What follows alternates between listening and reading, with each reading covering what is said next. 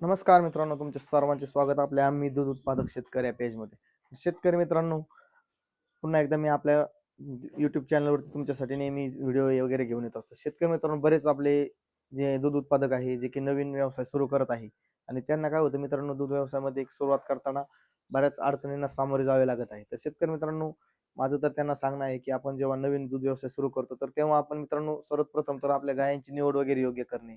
त्यानंतर मित्रांनो, आपण जे टाइम मॅनेजमेंट आहे किंवा आपले जे गायांना चारा वगैरे टाकणे किंवा गायांची धारा वगैरे काढणे, गायांना जे योग्य प्रकारचा चारा वगैरे देणे, सुका चारा, ओला चारा, तर हे सगळं मित्रांनो जर आपण योग्य नियोजन जर केले तर नवीन जे दूध व्यवसाय आहे तर दूध उत्पादकांना मित्रांनो यामध्ये अडचण वगैरे जास्त येणार नाही. आणि काय होतं मित्रांनो, नवीन जे दूध व्यवसाय आहे त्यांना वाटतं की आपल्याला लगेच यामध्ये नफा वगैरे व्हायला पाहिजे, लगेच प्रॉफिट वगैरे जास्त यायला पाहिजे, पण असं होत नाही मित्रांनो.